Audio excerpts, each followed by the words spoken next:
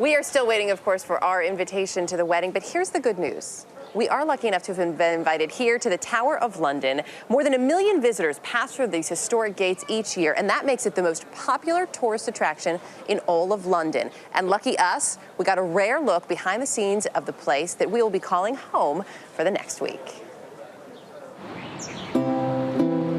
Filled with legend, tradition, and dark secrets, the Tower of London is a reminder of England's imperial past.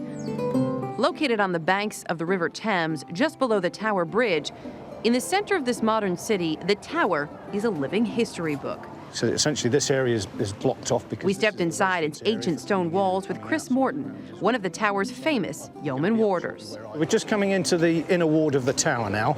The massive central white tower started it all. Built by William the Conqueror in 1078, it's been guarded ever since by men like Chris.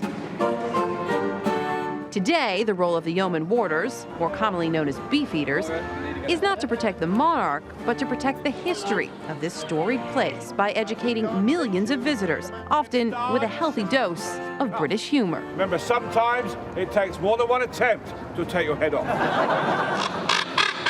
The beefeaters live on site, sharing their home with some very well-known birds. Why are there ravens here? Well, it's all part of an old superstition that if the ravens leave, the tower will fall down and there'll no longer be a king or queen. To make sure that doesn't happen, their wings are clipped, limiting flight, but not their signature strut. They keep your wits about you about where they are because they... Because they'll go after our ankles, because they'll perhaps they'll sneak up and try and bite you on the back of your ankle. That would be bad. The tower seems to invite the inquisitive, especially those seeking a lesson in its dark, bloody past, a time when heads literally rolled, including those of 3 queens. And were they all beheadings? They were all beheadings, yes. Anne Boleyn, she was beheaded, yes, but it was with a sword as opposed to an axe. And a 2-handed sword came through and took off her head in one blow.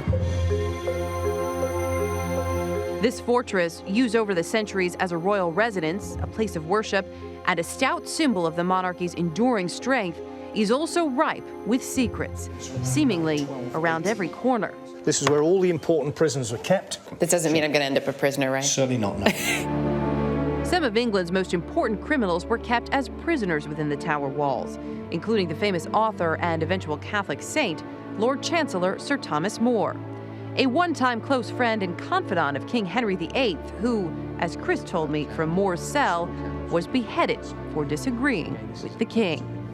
Don't cross the king. Don't cross the king is the message, you're absolutely right. God preserve Queen Elizabeth! At the end of the day, the tower isn't all dark and treacherous. It's one of the rare places where you can not only glimpse nearly 1,000 years of history, but also an important look into the London of today.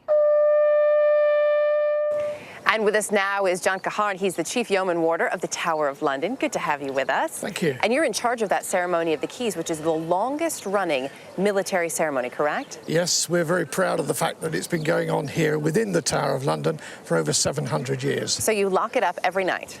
I don't personally, but I do it about two or three times a week. You also live, all the beefeaters, all the yeoman warders live within the walls of the tower. What's that like? It's awesome in many respects. It's a wonderful privilege that we enjoy because as members of the Queen's Bodyguard, we get to live here as well. So what's it like on your days off then? Do you just join a tour for fun to look for pointers from your other... You certainly do when you first arrive here, but after you've been here as long as I've been, after 20 years, then you quite look forward to actually leaving the tower and going to wherever you choose to reside. Are the Americans generally well behaved on the tours? Oh, very much so, and they are always very interested in what we have to tell them. Good, we like to hear that. It's been such a pleasure. Thanks for hosting us here. We're really enjoying it. We're glad to have you. Good, well, we're stuck with us for a few more days, so that's good. John, thanks.